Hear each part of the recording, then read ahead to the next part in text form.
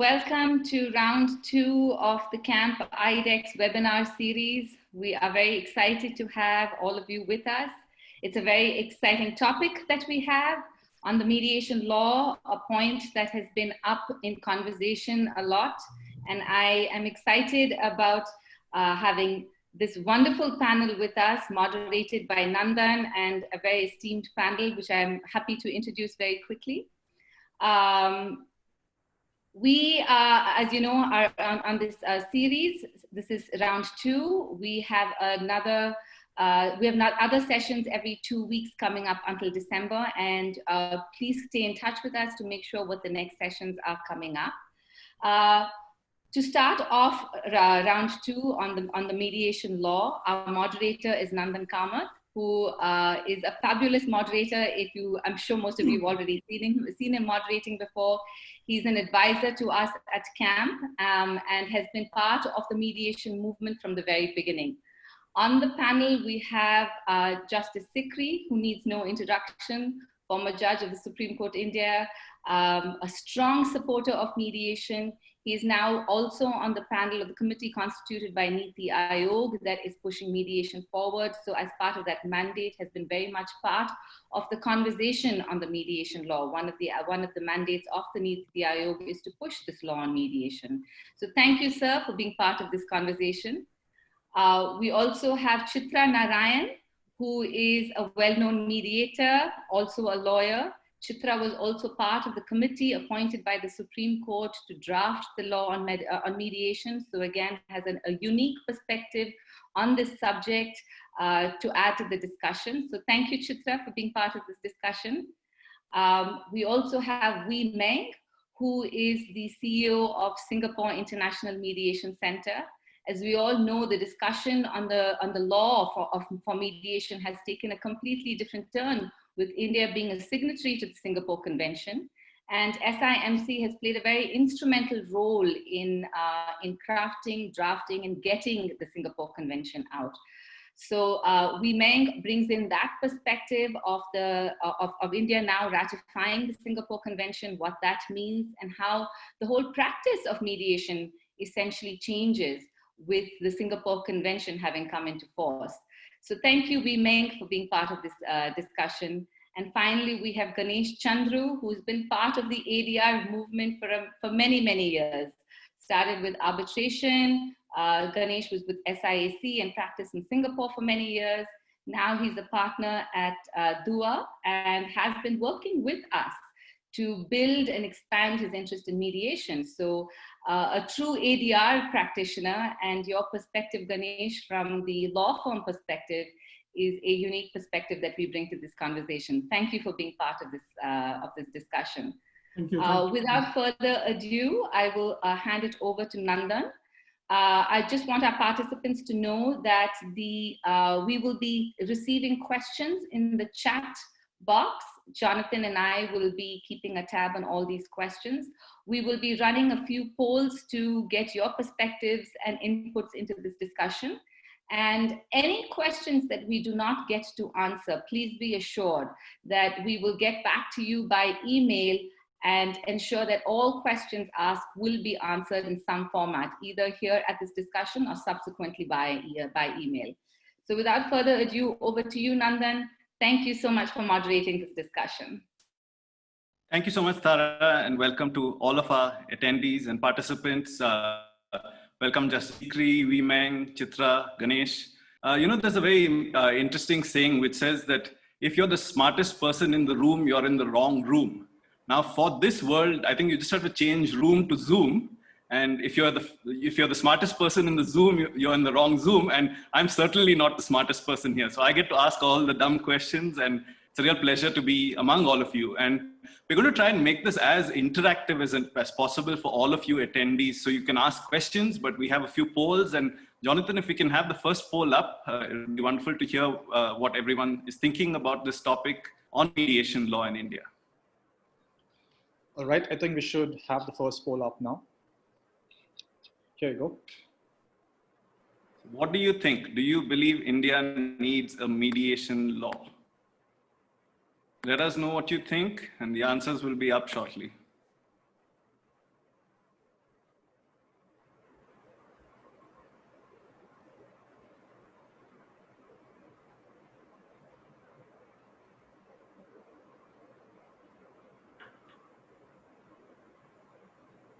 Jonathan, do we have the answer?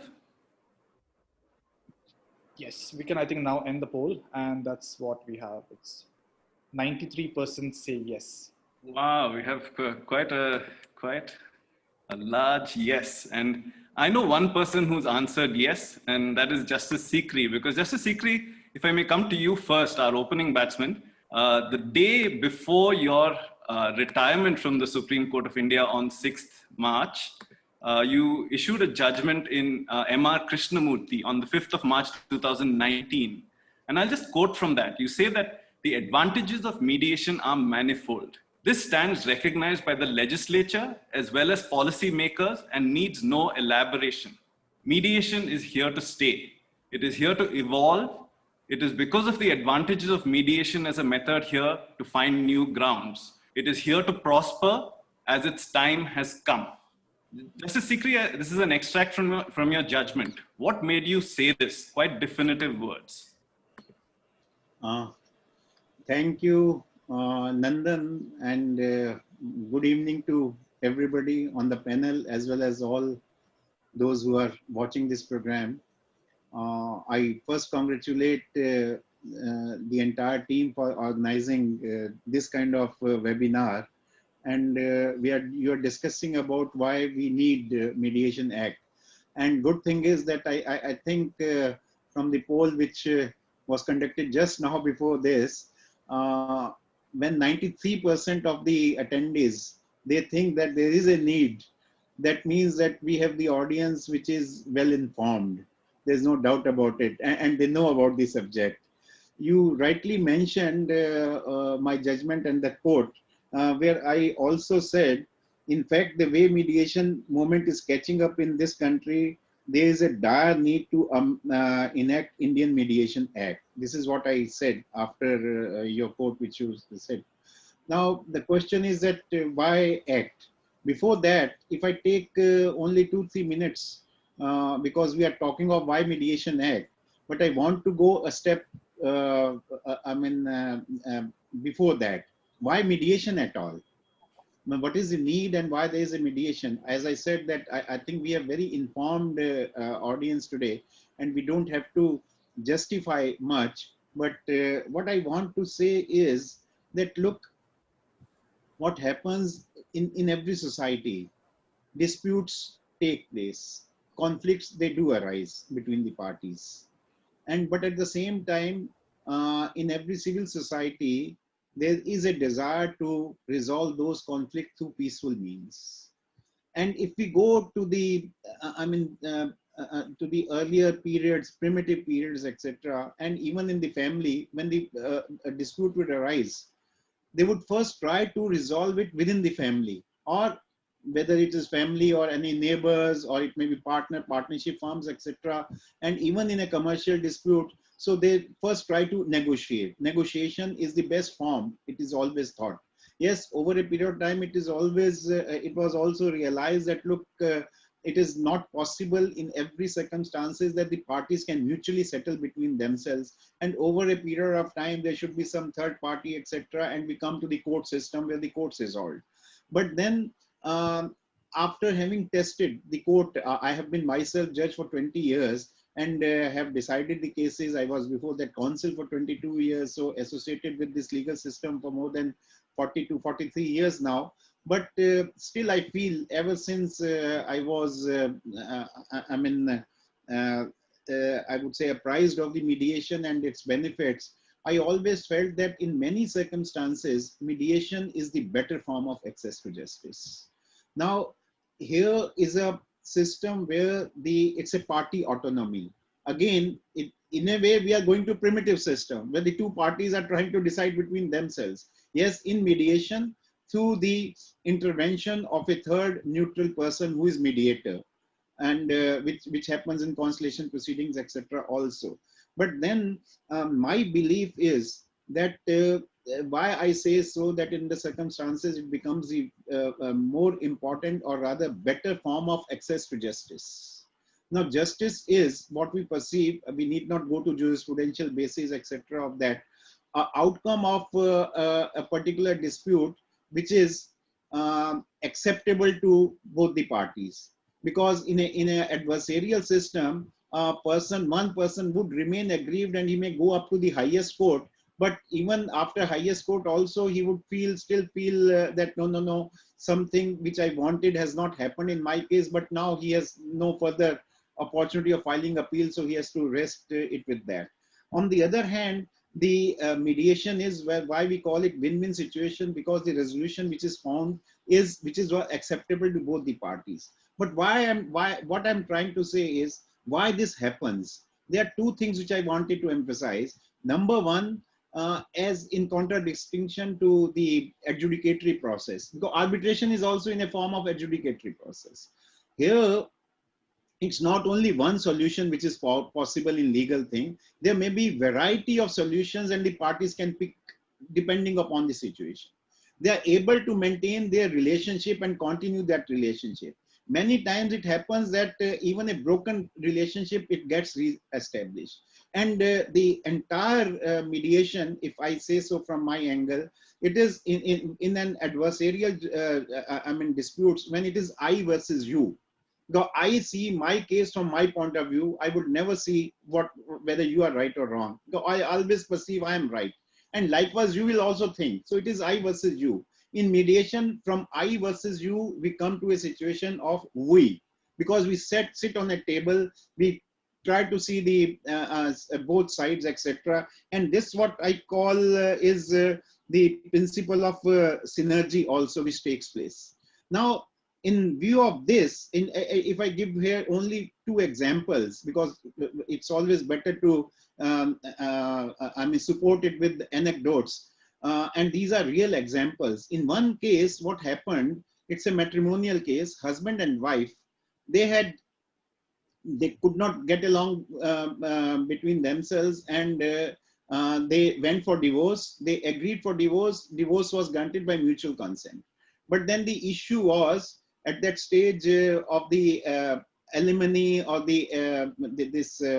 what you call maintenance, etc., which is to be given to the wife. At that stage, the matter was referred for mediation.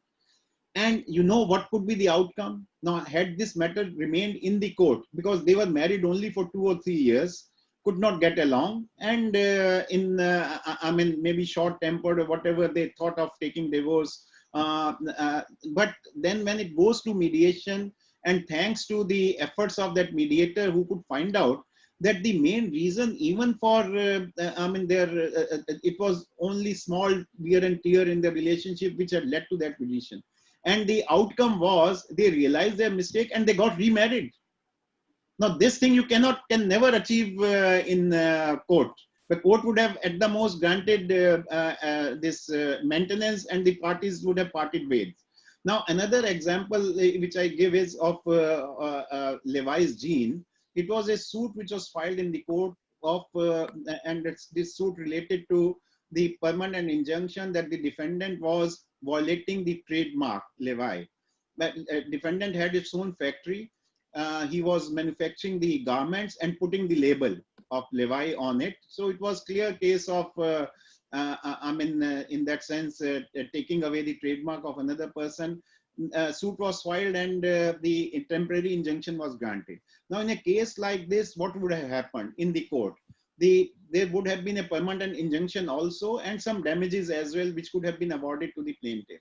But again, to tell you in a nutshell, that in the mediation proceeding, what happened, the mediator goes into the needs of both the persons. And when it came to know that in any case, Levi's are not the persons who are, Levi's are not the persons who are getting it manufactured from themselves. They go to market and they get it, all these garments stitched from outsiders.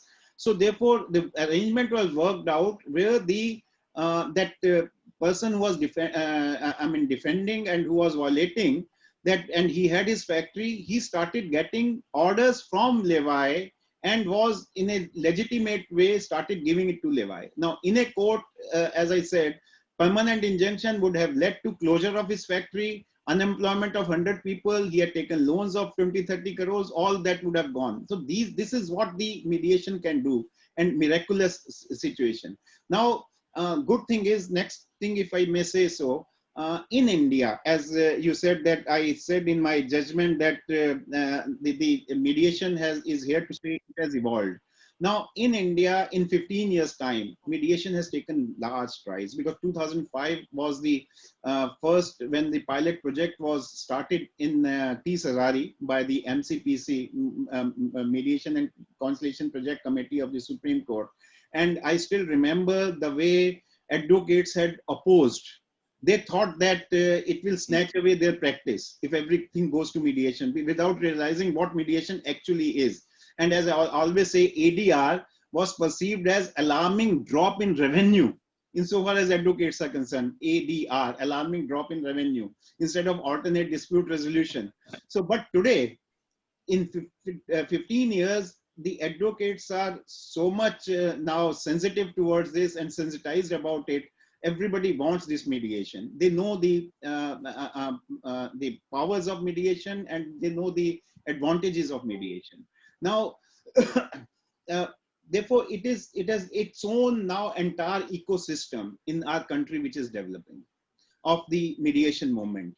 Here, we need mediators, which are maybe different from judges. They may be lawyers, they may be non-lawyers also. But then the mediator trained mediators, the training, etc. is required. Then who will be certified? Like an advocate who is to practice, he has to be a law graduate. But then what kind of training is to be required to make him a certified mediator?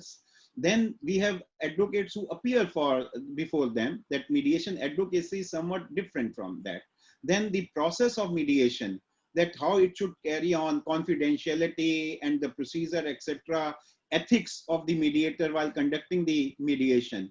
Then most important thing is that if the mediation settlement takes place, we have section 89 today. If it is court annexed mediation, matter is pending in the court. And from the court, it will be referred to the mediator. And if mediation settlement takes place, it will come back and decree will be passed. But suppose it is dehorsed the court annex system, it's a pre-litigation mediation and settlement takes place. How that settlement would be binding on the parties? If one party, because if in the first case, when the suit is pending, the court can pass a decree and become binding thing. In the second case, if one party ultimately backs out, then the other party has to file the case all over again. Now, therefore, settlement, if it takes place, has to be enforceable also. For all these reasons, coupled with only, I'll take now the one last minute and we'll say the need for act, I'm saying, coupled with the fact that we are in the age of globalization. Mediation is now the buzzword in commercial world all over.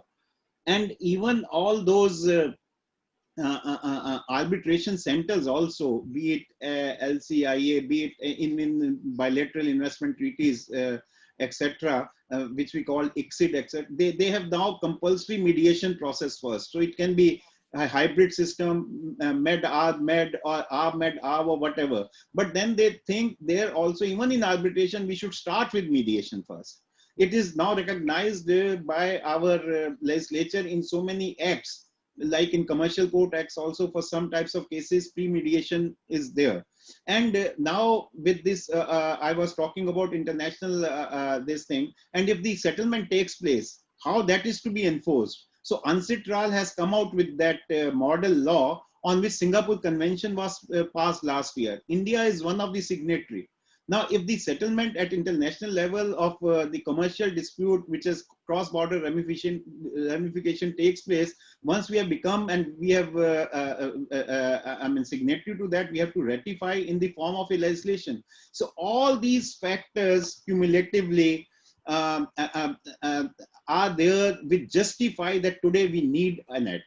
What kind of act it should be, we can talk about it later. So this is what I feel, that there was a need, and all that was in my mind when I pronounced that judgment. Wonderful. I think very prophetic words in the judgment, and even more powerful words today, Justice Sikri. And I think what I'm hearing is, in many ways, the argument has been mediation will take pressure off the court system. But what you're saying is actually a merger of the substance and procedure in actually getting better justice. And I think that's a very powerful message. I'm always of that view that apart from lessening the burden of the court, which may be, I would say, the secondary part. main important part is that it is the better form of access to justice in so many circumstances, so many contingencies. Wonderful. Thank you for that opening, Justice Sikri. And Jonathan, if we could go to the next poll and just understand what our participants are thinking about mediation and where we stand today.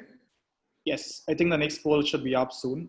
Following Justice Sikri's endorsement of the law, I think we want to discuss about what are the key challenges faced by mediation in India today. So the poll is now live.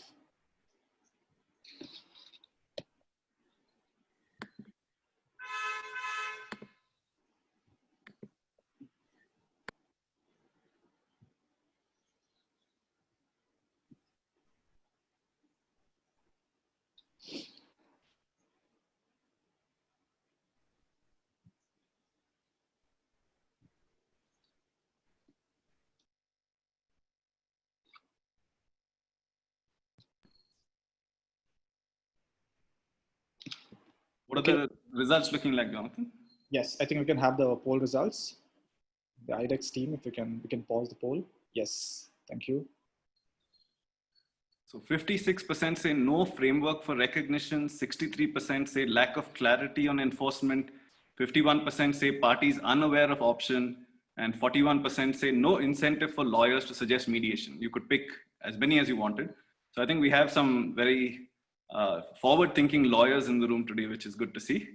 And I come to one of those forward-thinking lawyers, Ganesh, if I may chat with you next and get some perspective on where you come from.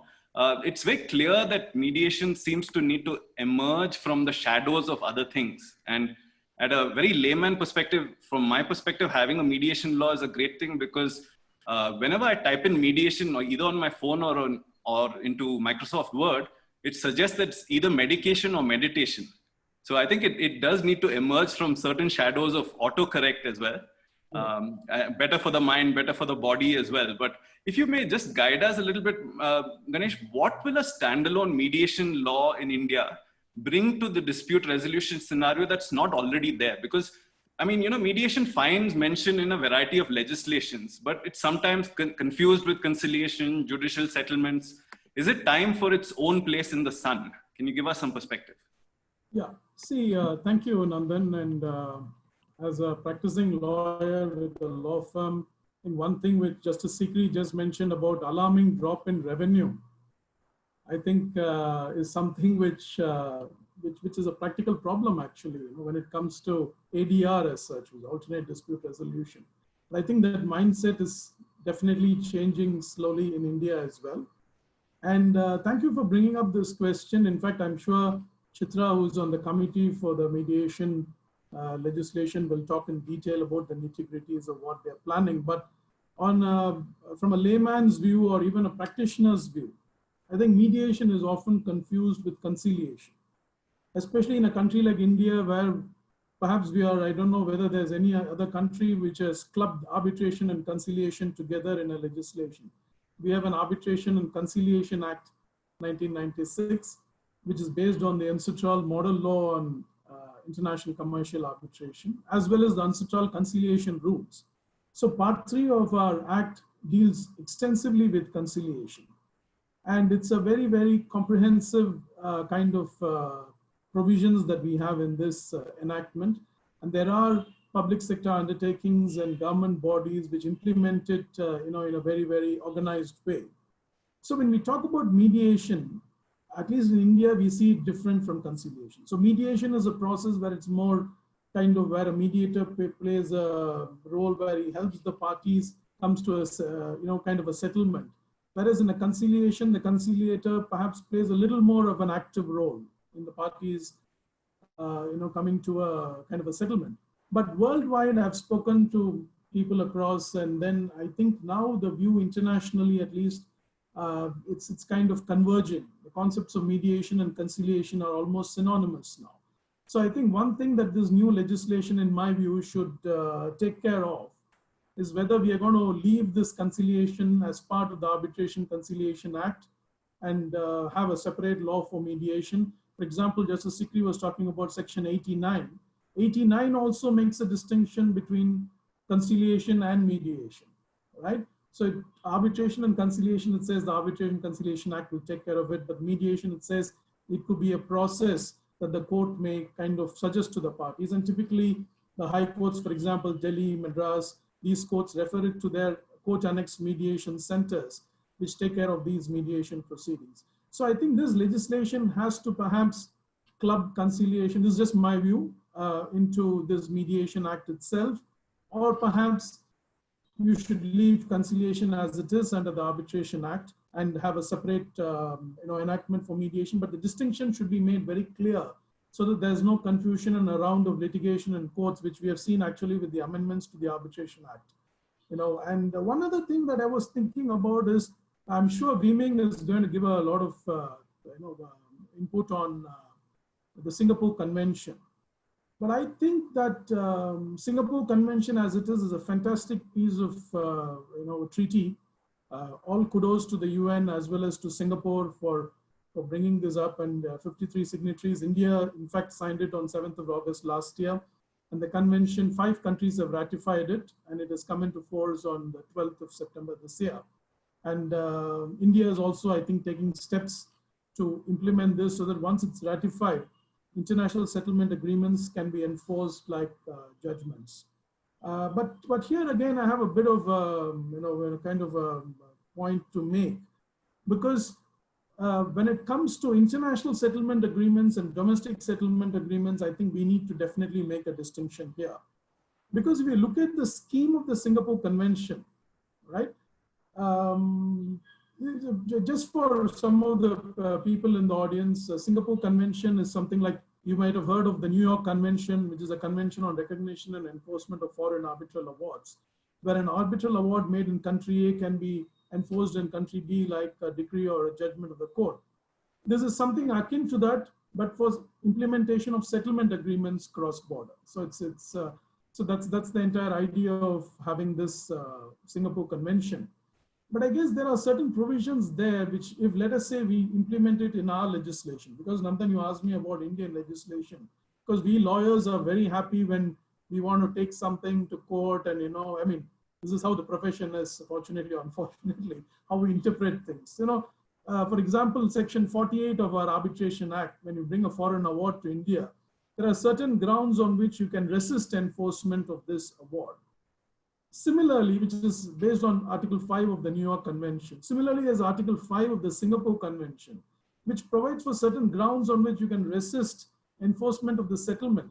And one of the provisions there, which is quite unique to this convention, is if the mediator has not followed the procedure, or it's very, very widely worded in my view. So when we have a legislation in India, I think we should distinguish between international settlement agreements, which will implement like our part 2 here, which implements foreign awards in the Arbitration Act. Similarly, we can have a separate part for implementing the international settlement agreements.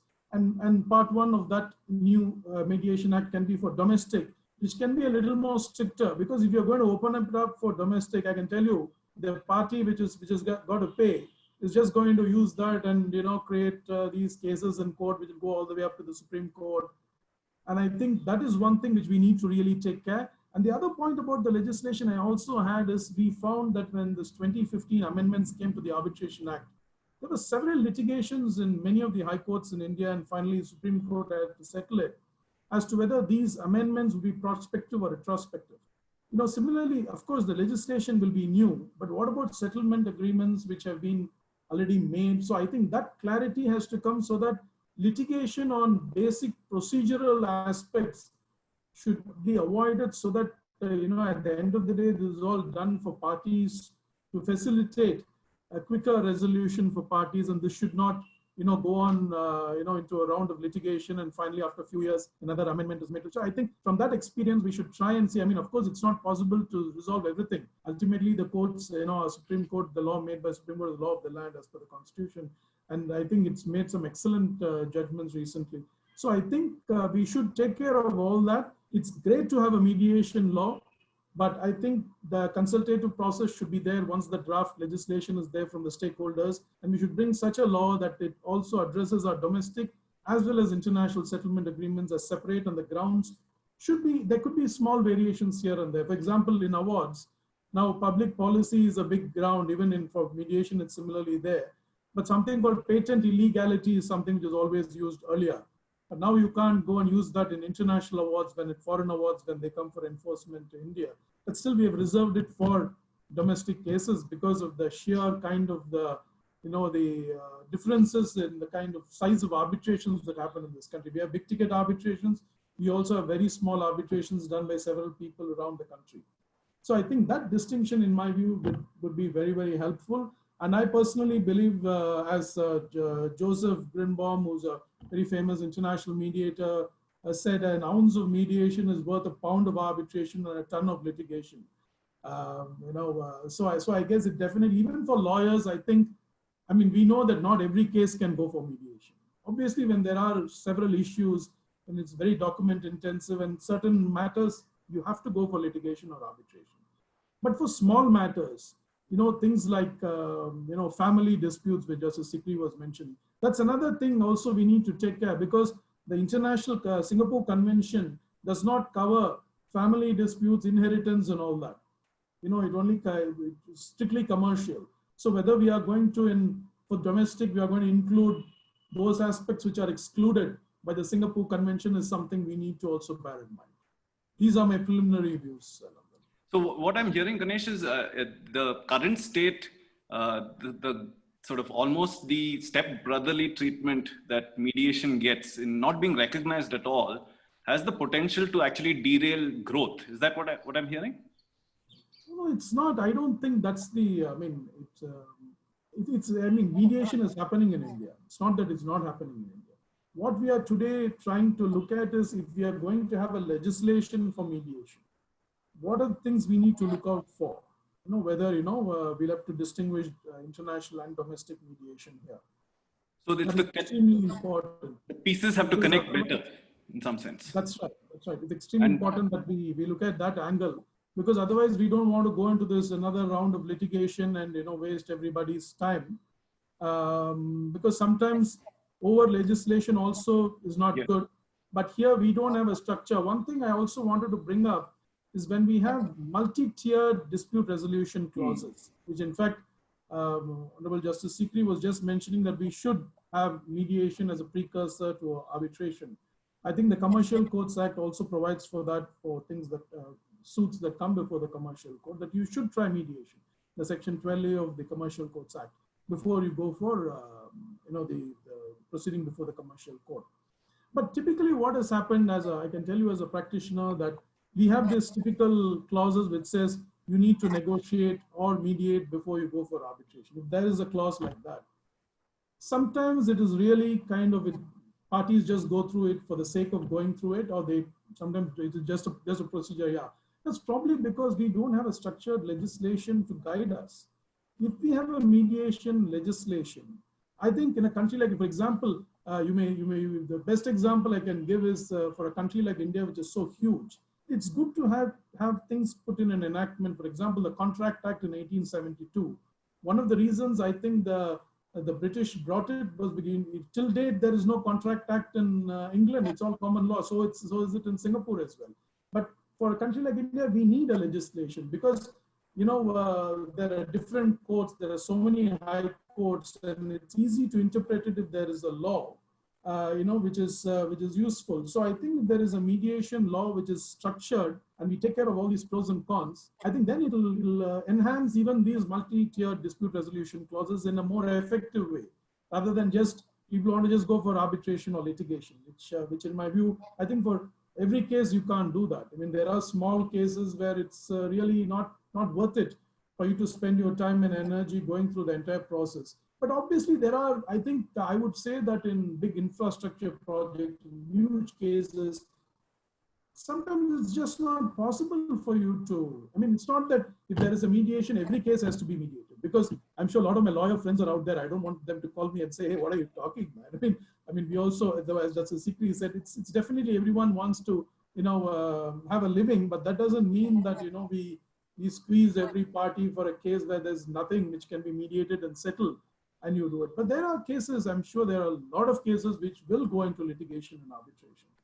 But these are, I think, extremely important, especially we should distinguish, and in our domestic regime, we should bring in those aspects which are not covered by the international convention. And also the international convention has one more aspect where a country can make a reservation if a government. So against a government, they can say that this will not apply. So that cannot happen with domestic because there are so many PSUs.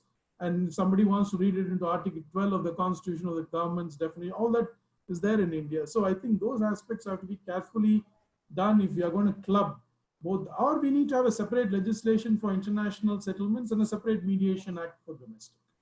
So Ganesh, what I'm hearing is we believe some guidance is required for this field, and legislation, in your view, is what is required because there's so many moving pieces that need to be brought together. Absolutely. And that practice in some sense might lead us in different directions, private mediation, court annexed, but then they might not fit into each other like a jigsaw puzzle, which in many ways is required to grow this field in a thoughtful and balanced manner. Yes. Is that a fair conclusion to what you think? That's right. That's right. And also there are provisions of mediation in many of our legislation, which I think is already pointed out. So I think we need to carefully look at all that and structure this very well so that this operates seamlessly without going into a round of litigation and people interpreting it in different ways. Thank you, Ganesh. So I think the case is made for why legislation. Now let's talk about what. And before we move to the next section, Jonathan, if we can just have quickly the next poll. Yes, I think it's a good time for the third poll. So here it's up on the screens already, and we can start.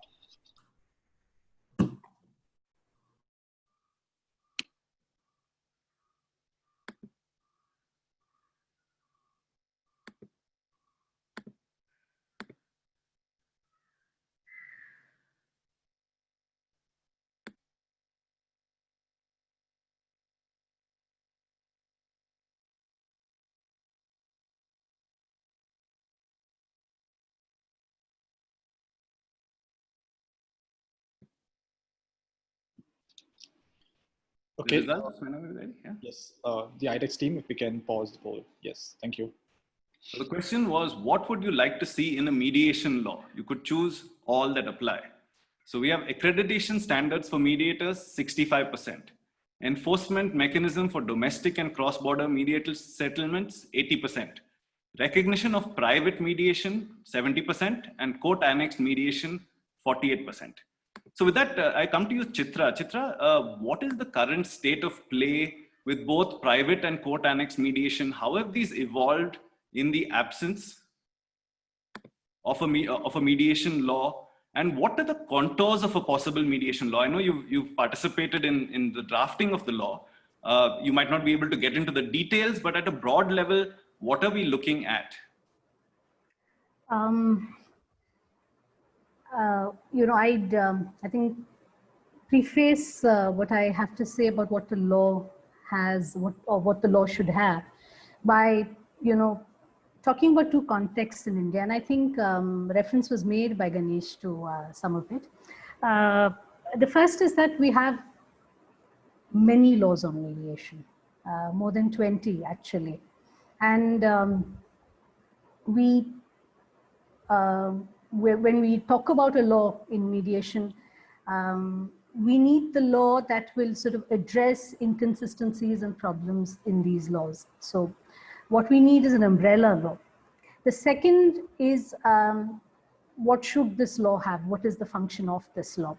But before I get into that, to answer the first part of your question, I, for one, don't believe there is a difference in the policy sense, of the term, in terms of the regulatory sort of approach. I don't believe there is a difference between mediation and conciliation. And I, for one, think that private mediation has been governed by Part 3 of the Arbitration and Conciliation Act till now. And it requires, or it expects, it builds into the law certain expectations on, or certain responsibilities on the neutral, which is that, it also says you need to have an agreement to conciliate. You need the conciliator to weigh in on, what has been shared in terms of the dispute by the parties, and to weigh in on proposals for settlement, discuss that with the parties, refine it, and that's the responsibility of the mediator or the neutral. And the other thing that the Act gives is actually recognition and enforcement of the settlement agreement, because it says that it will be akin to, an arbitration award on agreed terms, and it will be enforced in the same manner. I don't think that's a very satisfactory way of dealing with it, given the nature of, the mediation process, that it's very different, like Justice Sikri pointed out. It's adjudicatory here, it is self-determinative. So I'm not sure the present approach in Part 3 of the Arbitration and Conciliation Act is satisfactory in how you enforce mediated settlement agreements. To me, mediation, and I think this is the first function. So we have done conciliations under Part 3 of the Act, independent of the Court-IDEX system. We have followed the process prescribed by Part 3 of the Conciliation Act, and we have arrived at settlement. So I wouldn't entirely agree that there is no private mediation, or that there is nothing available to enforce private mediation. I think there is a regulatory structure available to us even as we speak today. As far as Court-IDEX mediations are concerned, I think it's clear that, it goes back to the court passes a decree. Courts like the Kerala High Court and the Delhi High Court have clarified matters enormously, both in terms of the permanent lok adalats, in terms of criminal complaints that are compoundable, and ensured that these are enforceable. So there is a lot of, I think, jurisprudence that is developed here, to tighten mediation processes and their enforcement. Nevertheless, I also believe that we need a uniform law. We need the uniform law, I think, for about 5 or 6 functions that, are lacking, and the confusion that abounds. The first is what Ganesh referred to. What is the mediation process? And I think we need clarity in that. And we need to clarify, and I would differ from Ganesh here, we need to clarify what the process of mediation is. The process of mediation is this, that parties to a dispute enter into a discussion with a view to resolve their disputes. They're assisted by a neutral. The neutral doesn't have the power to impose a settlement or a resolution on the parties. And the fourth is that this is a voluntary process. So when you take these aspects, conciliation fits in just as well. It's just that you have additional responsibility that the neutral has. It's been the approach the world over, and exemplified in the Singapore Convention, that we will use the expression mediation, but this is an all-embracing expression. This will cover conciliation. It covers any process by whatever name called that falls within these elements of, what the process is. So we need a law now to say that, this is what mediation is. It will not distinguish from conciliation, because given that these functions and these processes are the same in mediation and in conciliation, I think having separate policy frameworks in terms of what the process is, what the concept is, or what the outcomes are, and the measures for enforcement, I think will cause a lot of problems. If you have, for instance, the neutral taking a more active role, what we call evaluative mediation, where the parties want the mediator to sort of assist in assessing how things stand technically or legally, would that be conciliation? So we need to make things clear for parties who are looking to resolve in their own ways their disputes. Self-determination is key, and we need to provide as many facilities as possible to ensure that this end is reached. So that's the first sort of aspect, and there's chaos in the regulations now. You have the Conciliation Act, and you have Section 89, which says mediation and conciliation is treated differently. The Supreme Court in the Salem Bar Association case made a distinction, said mediation would be under Section 89, while conciliation would be under the Arbitration and Conciliation Act. You have the AFCON's judgment, which says both are synonymous. You then have the for instance, the Commercial Courts Act, which says that, it calls it pre-institution mediation, but the effect is conciliation and enforceable under the Arbitration and Conciliation Act. So, where do you have now the recent Farmers Acts that have been passed last month provide for a conciliation board, but there's no reference to a neutral there. So that these words are being bandied about enormously, and we need clarity. And that's the first function of the law, as I see it. The second, I think, would be to articulate the rights and responsibilities of parties in terms of volition, in terms of confidentiality, in terms of, how they would, what their rights are going into mediation. What their expectations are of a mediator, which takes me to the next aspect, which is the responsibilities of the mediator will be clarified here. I think we will also probably, this will be a good time to reflect on whether we need to accredit mediators. Do we need qualifications for them? What are the pros and what are the cons?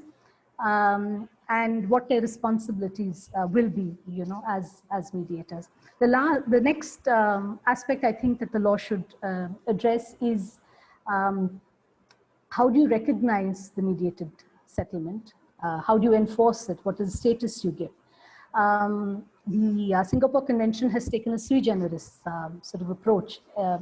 This is a mediated settlement agreement and it will be enforced as such. We don't rely on contract. We don't rely on an arbitration award or a judgment. We give it a sui generis treatment. So this is what we would want for our settlement agreement. But we certainly do need to sort of bolster the ability for a party to enforce the settlement agreement if there is an issue.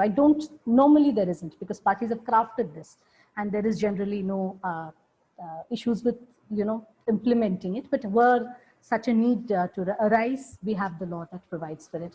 The next aspect that I think the law would cover is bringing the Singapore Convention into our domestic law and providing for enforcement of international mediated settlement agreements that arise from commercial relationships.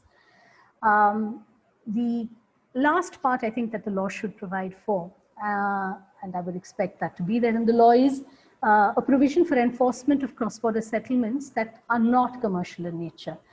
This could cover custody, possibly. This could cover, property-related transactions. This could cover insolvency, which is, even in terms of regulation, we lack a law on cross-border insolvency. But it's been put to good use, by reaching out to the person who's in charge of the assets of the company outside the country. So these are aspects that the grounds, the provisions for enforcement of mediated settlement agreement that is not commercial in nature would address. And I think it would be separately addressed because there are considerations apart from, I don't think it's as sort of narrow and clear as it would be in the case of a commercial settlement agreement. There are a couple of sort of issues that I think need to be addressed in the law, which would look at, amendments to other laws. One is in the Limitation Act. The time taken for mediation is not excluded. The second would be the Contract Act and the provisions on restraint of legal proceedings. Section 28 presently covers arbitration but does not cover mediation. So if there is an agreement to mediate, we don't want it to be challenged or questioned on the basis that this is an agreement that is in restraint of legal proceedings. I think we also need some cohesion between what the law for mediation says and what other laws say. And I take the example one of Section 29, capital A of the Arbitration and Conciliation Act, which says that you complete the arbitration within a year of pleadings being completed. This then, forecloses an attempt at mediation once pleadings are complete. We have also in the Commercial Courts Act very tight timelines for the proceedings in court for commercial disputes, which forecloses the ability of the court to refer the matter to mediation once these proceedings have started. So I think we need to sort of look at this more holistically, and I'm hoping our law will provide for all of this. Thanks. Fantastic, beautifully said, Chitra. I think the educational role of a law in just getting people aware, but then also a structure that gives mediation its space to play out in a both procedurally as well as substantively sort of safe and sort of giving it its best shot at succeeding. I think that's a very powerful case you've made. And before we move to the next panelist, if we can just have our next poll question, Jonathan.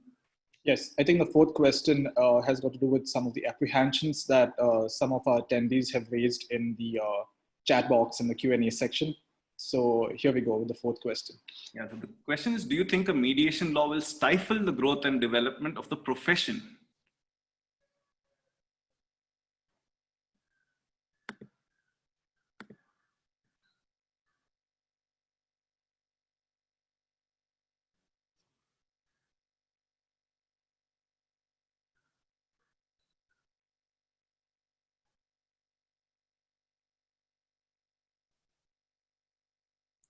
What are our panelists, what are our attendees saying, Jonathan? All right, I think we can pause the poll now. Yes, here we go. So 72% think no, it will not stifle, 15% yes, it might stifle, and 14% unsure. We have a bit of a divided house, but a majority thinking good for the profession. And that takes me to Meng. Meng, we have many things to learn from Singapore, and certainly one of them is how to draft and pass mediation law, but also to bring the whole world on board with mediation. So I think Singapore has successfully done both of these. Can you tell us a little bit more about this? I know you have a presentation to share. What is Singapore telling us, and what can we learn from Singapore? Well, first of all, Nandan, let me express my gratitude for being on this panel and being the outsider in a sense, being invited to this panel. I'm very honored. Thank you for that. Really esteemed panel here, eminent lawyers, judges from India. And so I feel that my sharing here is, and being from Singapore, being such a tiny little country, it's like a little mosquito flying around the elephant. And I'll do what I can to share, but the perspectives are very different, right? And I think we have to take that into consideration. Yeah, elephant has thick skin, so don't worry.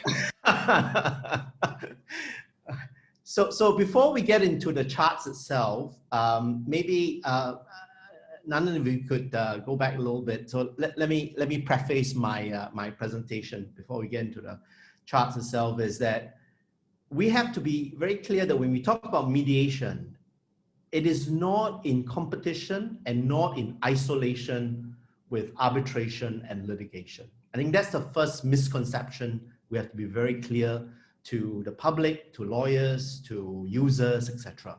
It is not a competition. It is an alternative that you can use in conjunction with arbitration, in conjunction with litigation. And it can come in at any time. It can come in before the arbitration, it can come in during the arbitration, likewise for litigation. So I would like to sort of make sure that people understand it's not a competition.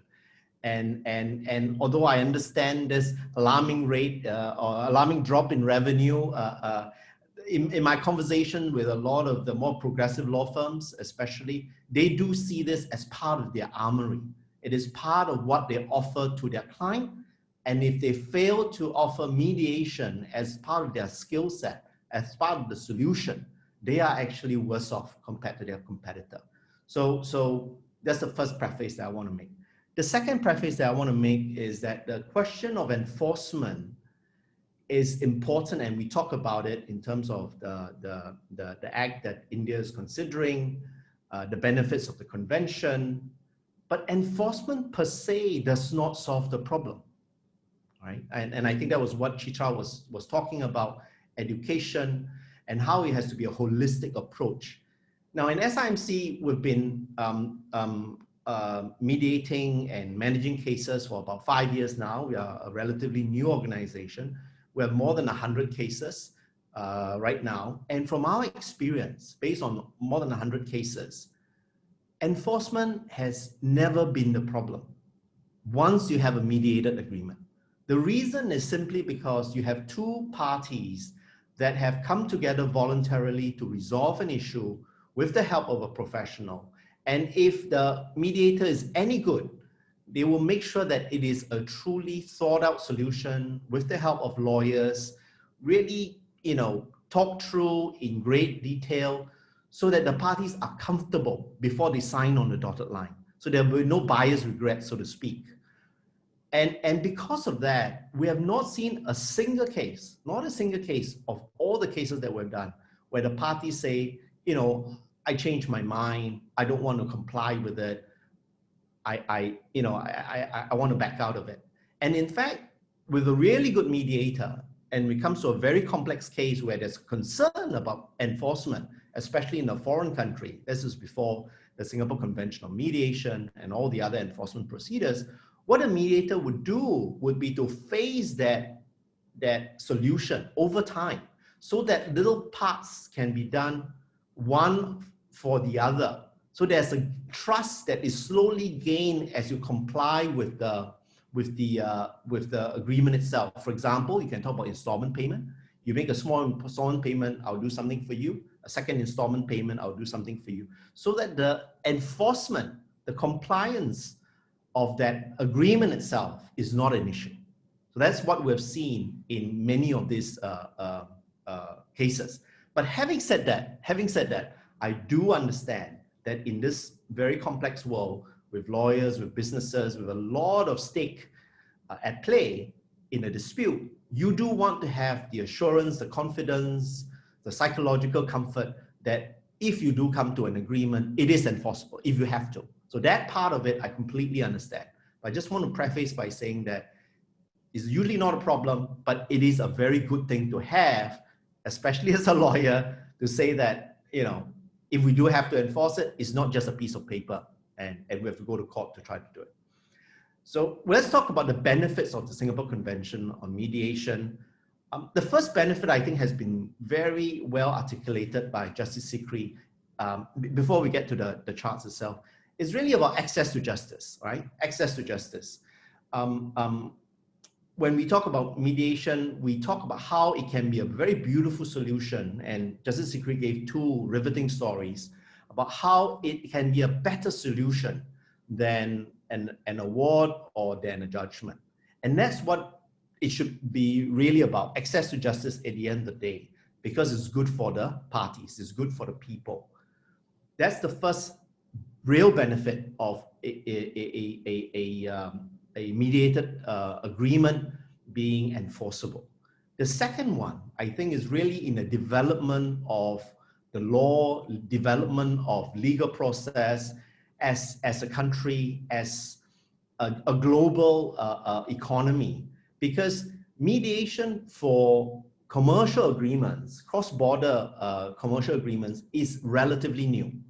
It's been there for community cases for a long time, but for commercial cross-border cases, mediated agreements is relatively new, and that should be developed as an alternative, as a viable alternative to arbitration and litigation working in conjunction. So to have the convention being promulgated is a good thing for the law in general as a development. So that's the second thing, access to justice, development of the law. The third one is really on the business side. And that's where my experience in my former life as in-house counsel with IBM, where I was the general counsel for China. And that's when I first got involved in the mediation. Now, as a business, and I was representing the party at the time, having that option to be able to mediate and come to a settlement with the other side with a solution that I am completely confident about, rather than leave it with a judge or with an arbitrator, that uncertainty really kills me as a general counsel. I want to know what I'm getting into and what I can agree to. So my experience has been, and with all the cases that I've mediated for IBM, we've had 100% success rate so far. We've always felt that if we have an enforceable regime, we'll be much better be able to go into that business, go into that country with full confidence that this is an option for us to resolve the problem and to enforce it if possible. So it's good to have a good legal system. It's good to have a good court system, a good arbitration system, but you also need a very mature mediation platform so that the businesses will have the confidence as they enter into huge contracts that this is a viable option for them to resolve. It's almost like going to a restaurant where you have different options. You want to have that ability to choose, to pick and choose depending on the case itself.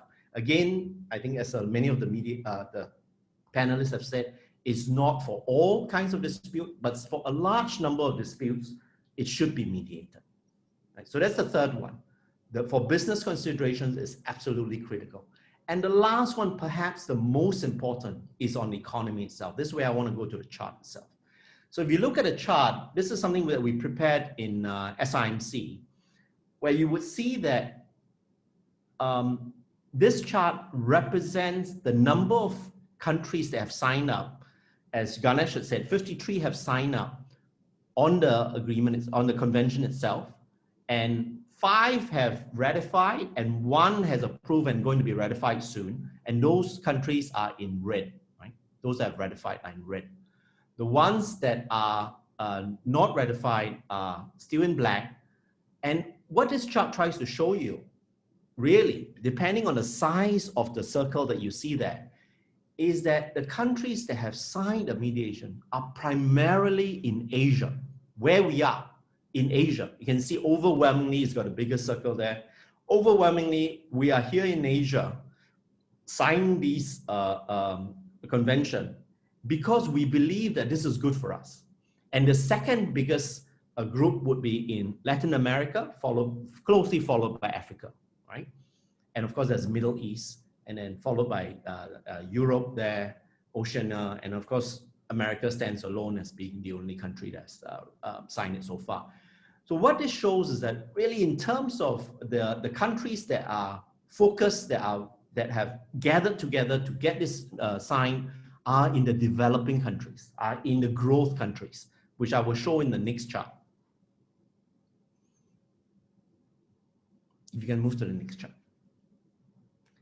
So in this next chart, you will see that as far as the economy is concerned, there are very strong empirical evidence that the country should actually sign up and ratify the convention itself. If you look on the left, USA, China, India, it represents 44.7%, almost half of the world's GDP. That's amazing. And all 3 have signed the convention. And in time, we hope that it will get ratified very soon. But that shows where the bulk of the economy is, where the businesses are being done. Very strong evidence that any country looking at this chart will say, really, we want to be part of that club. We don't want to be excluded. We want to be in it.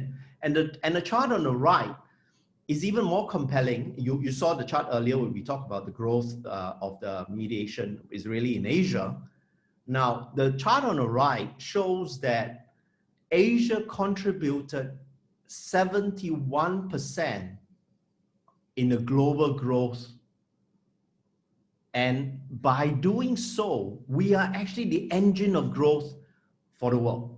Asia is the engine of growth for the world. 71%, overwhelmingly, more than half. And because we are the engine of growth, again, this is where mediation is taking root, where countries are signing up, where the biggest numbers are. You want to be part of that club. You want to be part of the economies that are growing, that are contributing to the, primarily all the growth in the world, as well as all the economies. So that's the economic argument. And I wanted to make this available to the participants so that you see the empirical evidence behind it. Now, the next chart that I have is really to talk about the Mediation Act itself. I won't spend a lot of time on this because this is really a Singapore Act, and I'm doing it only as a reference so that you may find it interesting. So in 2017, Singapore actually enacted, this is way before, or 3 years before the convention itself, 2 to 3 years before the convention itself, where we enacted the Singapore Mediation Act, which is really our domestic act for enforcement. So as you can see that in this act itself, and in the sense we're a little prescient as well, we have already started recording mediated agreements as an order of court for enforcement as if it is a judgment. Now, the challenge that we had in 2017, of course, is that the world hasn't developed in terms of mediation, so we were quite conservative. So we said that the application must be made within 8 weeks of the agreement, so that there is that closeness between the registration of the agreement with the actual agreement being signed. Both parties must consent. It will be administered. The mediation must be administered by a designated mediation provider like SIMC. So there are only a few mediation service providers that are accredited, because we ensure that there are certain quality in the mediation that's being done. I think that's to Chitra's point as well, that it is important to ensure that the mediation is done properly in a center or by professionals that have the training and have and the parties can have the confidence that they were properly, that the mediation was properly managed and there was no coercion, there were no bad practices, etc., etc. So that has to be, that is a condition for the mediation to be registered. Or it can also be conducted by a certified mediator. So that part of it, what is a certified mediator, is taken out of the Act, where we have an organization like CME that will actually certify mediators and progress them along the way as they get more and more experience. The settlement has been in writing, signed by all parties, etc. So those are some of the highlights of the Mediation Act itself. Then the next chart itself, you will see the benefits of the Act, right? So again, I won't take too much time, but to say that, well, first of all, once you sign up to the Act and you can enforce it as a law in Singapore under the Hague Convention, you can enforce it in 28 countries and 11 countries under the Reciprocal Enforcement of Commonwealth Judgment Act. You can ask for a stay of court proceedings if the parties have agreed to mediate. Very importantly, you can allow third-party funding, and you can allow third-party funding for arbitration, similar to arbitration, and this whole restriction on Legal Profession Act is being extended if you are carrying out a mediation under by SIMC. Your lawyers can be from India and from other countries. They do not have to necessarily be qualified under the Singapore's Legal Profession Act. So those are exceptions that have been put in place also to allow other people to participate in the mediation itself. So the next chart that I have, which really to talk about the convention itself. Again, this is the only chart I have on the convention. Very simply, what the Act does to allow the convention to be ratified is that, on the third bullet point there, is that it allows that international mediated agreement to be enforced as a recording, as an award, as a judgment in the High Court. So that's the sword. You can use it to enforce against the other party. That's in Singapore under the convention, and the other conditions apply. I think Ganesh, both Ganesh and Chitra did talk about the Article 5 of the convention itself, where the conditions need to be complied with. But as long as you comply with the Article 5 conditions, you can enforce it, and it can also be used as a shield. And the shield means that if a party that has entered into that mediated agreement sues you, you can use that mediated agreement as a shield to say, hang on, you cannot sue me because we already have a mediated agreement that is enforceable, right? You cannot sue me for more. That is the limit of the amount that I'm going to pay you, for example. So again, we've kept that convention, that mediation, the Singapore Convention on Mediation Act 2020, as simple as possible. Is very much in line with the Singapore Convention. Like Chitra said, is very sui generis in that sense, but it is enforceable as if it is a contract that has the force of a judgment, right? It has the force of a judgment. And the last chart that I would just talk on very quickly, I know we're running out of time a little bit here, is that really we are doing mediation in the time of COVID. Let's not forget that we are on Zoom here, we're not able to meet because of COVID. And COVID is a major game changer. unless the parties are able to access justice quickly, effectively, and get their issues resolved, they will continue to suffer. Businesses will continue to fail.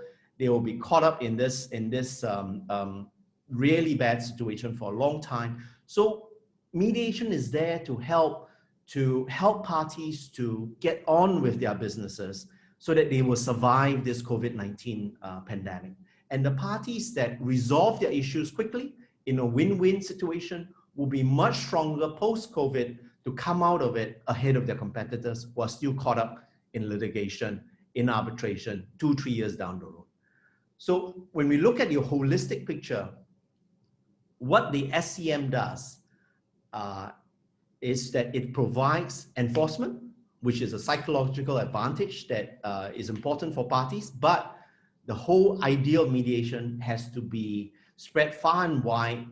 Businesses got to understand it, parties have to understand it, the public has to understand, lawyers have to support it in order to be successful. It's not just about enforcement. Thank you. Fantastic, Meng. So I think we have much to be thankful to the Singapore Bar for. One is, I think, Singapore Sling, and the other is mediation. So I'm very grateful for that. We'll drink to that when you're here. Absolutely, we must. But just before we open it up to the audience, we have a few just questions I want to ask my panelists because they're still on my mind. And first I'll come to Justice Sikri. Justice Sikri, one category of litigant we can't forget in this country, which is the government. A huge number of cases, a majority of cases has the government as one party. Now, what do we do with mediation, given that settlements mean giving up something to get something in return? How does that interplay with vigilance, ethics, government regulation? And what do you think we should keep in mind, knowing the reality of government, sort of government disputes? I think, Mr. Nandan, it's a very, very important question. In our context, when 55 to 60% or maybe even more litigation in India where government or the public sector undertaking are the parties. So therefore, if we really want mediation to prosper and to want to take it to a higher level, obviously it has to be all inclusive where the settlement should take place even in respect of those cases where the government is a party. Now this, you have rightly pointed out that normally, because mediation means the settlement where the parties are agreeing. So therefore, and this is my experience, even in the case of arbitration. So before arbitration, going for arbitration, the when suppose a particular contractor who had a contract with the government and wanted, he said that I have these claims which I have, which should be settled. And I simply give you an example. Suppose he has made the claims of 50 lakh, and this I'm saying so from my experience. So he has made the claims for 50 lakhs of rupees. And in negotiation, he is ready to settle at even 20 lakhs.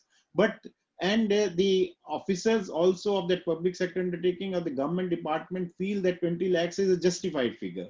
Many times they would not still settle. Only because of reason, if we settle, that means we are agreeing that we paid 20 lakhs of rupees and tomorrow there may be some audit objection or CVC would be, vigilance would be after us and all that, all those kinds of threats. And ultimately what happens is that the person goes to the courts and is able to take, and then he may make it and able to take 50 lakhs also plus interest plus cost, etc., which could have been settled at 20 lakhs. So therefore, there are many cases. First point which I'm going to make it, which I wanted to make is that which are capable of settlement, reasonable settlement, which the government also finds that yes, government officers, but because of these fear of the backlash and tomorrow there may not be any action against them, and when my turn for promotion come and that would be stalled, etc. All those fears are there. And let me tell you another, going by these circumstances, and knowing this fact fully, when I was in Delhi High Court and we used to have these mediation, for mediators, training programs, once we had the program for only the public sector undertakings, where we called the law officers of the public sector undertaking, and I'm talking of way back in 2008 or 2009, or even maybe earlier. And we not only told them the benefits of the mediation and how mediation works, and we gave them the training, But at the end, we called one officer, or rather at that time, chairman of the Central Vigilance Commission also. And so that he gave his speech, and he, of course, he tried to justify that, look, so far as the things which are done in a proper manner, you should not feel any threat of any action against you. But I still, the psyche is that fear psychosis is that which has not got removed. Now, another example which I give, I mean, another development from my experience, if I say, that as it was told by Nandan also, that many, this Ganesh also, that in many public sector undertakings, the contracts, it says that first negotiations, etc., and then they will go for arbitration, but then this negotiation or conciliation, it is only on papers, a ritual which is performed and nothing happens. Now, in order to make it little effective, many public sector undertakings have now come out with the solution. And they say that, look, what we will have some outsiders, say retired judges or retired officers, etc., who would be independent persons. And if they think that, yes, a particular after negotiation, or when they have what in mediation, we also call it as ENE, early neutral evaluation. So they will be able to undertake this neutral evaluation, what is going to be the result if the settlement doesn't take place. And on that basis, if they suggest to the public sector undertaking, they may accept. So what I feel is that going by all these parameters, the government sector, public sector or government department, they can be brought around only when there are independent persons on their panel who are allowed to negotiate on their behalf, and and they sit in the, maybe along with the officers who are the sitting officer in the mediation proceedings. Because so long as our culture is there, so long as it is given only to the existing officers, and they are not, they will always be wary of these settlements only for this one particular reason, that tomorrow we may not be targeted because of this reason, that why you settled, this amount was not payable. As you know, what happens is that when the disputes take place, of course, there is a correspondence on both sides. And this public sector or the government department would also have indulged in so much of correspondence saying that no, nothing is payable. And in these circumstances, ultimately at the end, you agree for some payment, which is due and legitimate, but then anybody can make out a case that, look, these were the stand taken in that correspondence has not been tested in any judicial forum, whether it is arbitration or otherwise. So therefore, somebody can say that, look, nothing was payable and still you paid. So therefore, two things. Number one, yes, they have to be on board if you really want mediation to be successful or to be taken at a higher level. Number two, the solution is that there should be independent person on their behalf who would be, and so that they are given, or maybe some kind of the mechanism which is provided within the, like I remember, if I say from another angle, the government has come from time to time and circulated there, or come out with, the law ministry has come out with the litigation policy. It was in 2009, it was again in 2014, etc. And I remember I was a party to that, where when the litigation policy was formed, although I was a sitting judge, but invited at that time by the panel and gave my views on that. In spite of such a litigation, and this litigation policy takes care of that why, and there it is, in which cases you should go to court, in which cases you should not file appeals, etc., and accept the judgment. Now, accepting the judgment and not going into appeal is on the same footing. That I suppose some judgment is given, say award is given, and that award is going to be challenged. And if it is said that under these circumstances you need not challenge, but nobody would take that risk, they still challenge. But then there is some mechanism provided in these litigation policies also. The only thing is that not that there is no solution to it. Solution is there.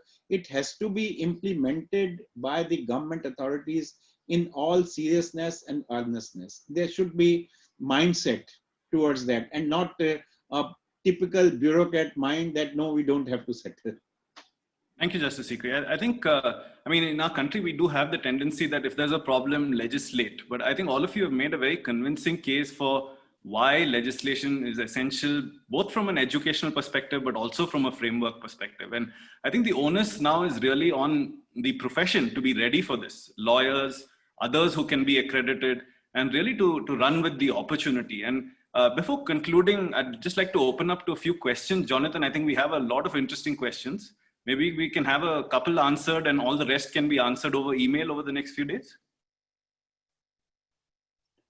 Yes, Nandan, thank you. Very, very active audience that we've been having, posing many questions. A lot of these questions that have been asked have already been answered in the answers from the panelists. But I want to bring up a couple, and again to our audience, those questions that we have not been able to answer, we will be sending you an email with our response to it. So please be assured that CAMP and IDEX are working with the panelists and the moderator to be able to respond to every question that has been asked. But 2 points that I would like to raise to the panelists that have come up consistently. One is on a question related to the concerns we've had about the law on and how mediation could run the arbitration way, wherein awards are being challenged, awards are being, applications are being filed in court. And the concerns of, if we now have a law on mediation, would we run the risk of a similar thing happening to mediation as it did to arbitration? So a quick feedback from our panelists on how such a concern could be addressed with respect to clogging our courts back inadvertently because of filings being done in court challenging settlements. And to that, I know, Meng, you did raise the question or raise the point that enforcement is not the real issue of mediation because of the process and the fact that the mediated settlement terms are brought together by the parties in consultation with the mediation. So fundamentally, the process is different, which addresses a lot of the questions, but still there is that concern that we have. And a second question, which I thought was very interesting, is how can the law be drafted to create an incentive to mediate? So companies, general counsels know that there is mediation, but are hesitant to try mediation. So how could we approach the law? How could the law address that hesitation that parties have to try and actually perhaps create an incentive to mediate? We'll leave it at that, and the rest of it, if there are any that need to be answered, we shall do so by email. Yeah, thank you, Tara. And just before I close, closing thoughts from each of our panelists, any guardrails we must have in place? In many ways, over-legislating or getting too technical with legislation can also be a concern. We want to allow it to grow, and like Justice Sikri said in his judgment, its time has come, but it also has to be given its space to evolve. So Ganesh, Chitra, Meng, any concluding thoughts on what we must keep in mind in a legislation to make sure we are not over-regulating and over-legislating? Can I go first? Yes, please. I'm also responding to the question that Tara had raised, or the participant had raised about, will not having a law have a chilling effect sort of on the flexibility of the process. I think we're far too gone. We have many laws. This isn't, a clean slate where we're, contemplating whether we need to have a law or no. We have many laws. It's about, how we sort of, make the process, make the rights of parties clear. On the second point that, the participant raised, I think there's a lot of hesitation in using mediation because of a lack of clarity in the regulation. I did a small survey with in-house counsels. There was a lot of concerns about where are the mediators? 2, how do I enforce the mediated settlement agreement? 3, what is the law? I mean, it's not binding, so, why would anyone go for mediation, etc. So I think the law will seek to clarify a lot of these issues, and it is important. In terms of guardrails, I think, yes, it is important that we don't overprescribe. And I think the part 3 of the Arbitration and Conciliation Act is an exercise in that. It says the conciliator must do this, the conciliator must do the other. I think we should not do that. And I think the law should be such that we do allow for organic mediation that is already taking place to continue, and we don't interfere with that. But I think if you want a particular status for the settlement, if you are, if you want to enforce it and you want those safeguards, there must be safeguards in the process, and that is what the law, intends to do. Ganesh, closing thoughts? Yeah, thanks, Chitra. I think you've kind of summarized what all practitioners actually think. Because, but one thing I wanted to kind of point out on what Tara was alluding to, in terms of whether like arbitration awards, if people start challenging settlement agreements, I think it may be a little difficult in a mediation, because in an arbitration, an arbitrator makes an award as something like akin to a judge in a court in a private setting, whereas in a mediation or conciliation and settlement agreement, the parties sign the settlement. So once you sign something and you are agreeing to it, it's going to be, I think, unlike a section 34 of the Arbitration Act, where you go and file an application to set aside an award if certain basic criteria have not been followed, principles of natural justice have been violated. I think it's not that easy to go and just, like, for example, file an application to set aside a settlement agreement. What I think, in a settlement scenario, one could perhaps do is resist enforcement. There was really, for example, bias. The Singapore Convention also talks about that.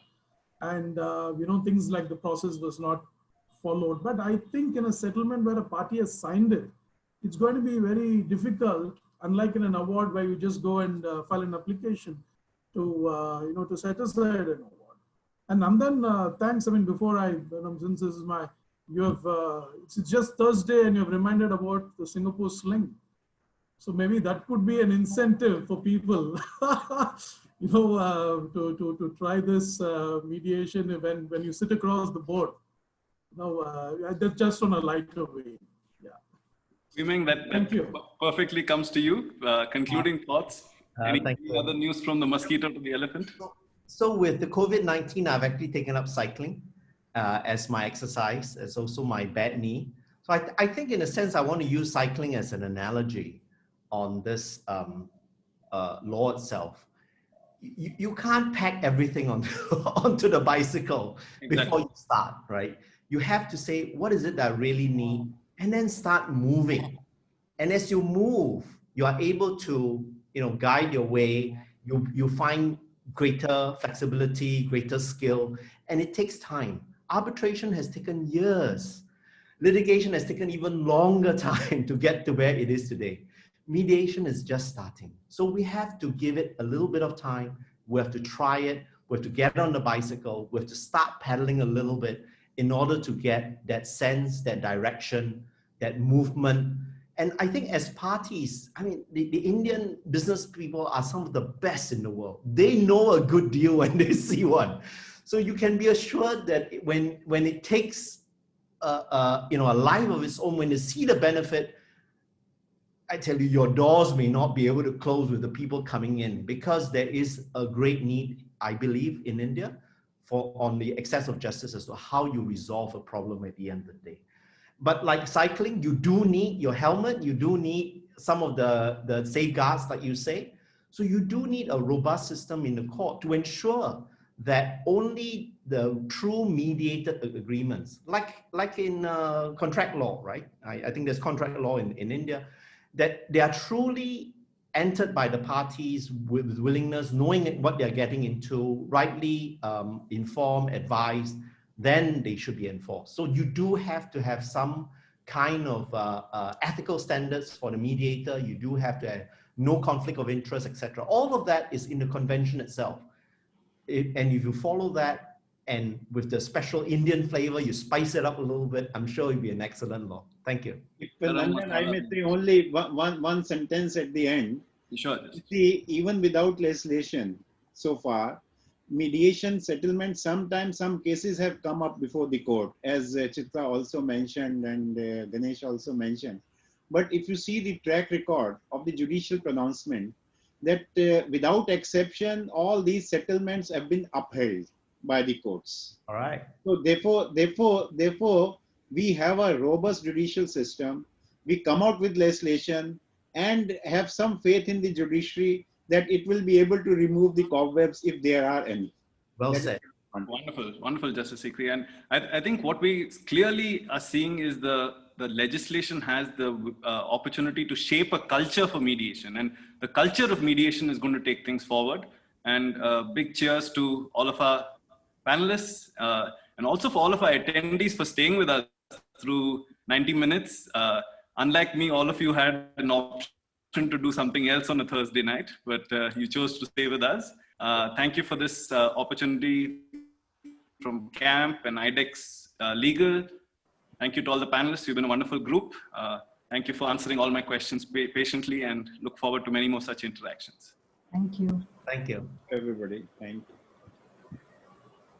Sorry, just before I conclude, I just want to say thank you to everybody. Thank you for being part of the session. Well said, Nandan. Panelists chose to be here. I mean, the participants chose to be here. The panelists were dragged into it, but stayed happily with it. Thank you. I also want to highlight to everybody that our next session is on October 22nd. We're going to have another very exciting discussion related to this one on a mandatory mediation provision. As you might know, that's been another point of discussion that's been going around.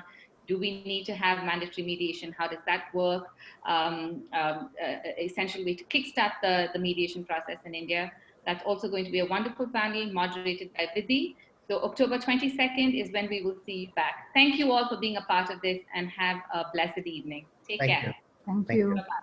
Bye. Thank you. Thank you. Thank you so much.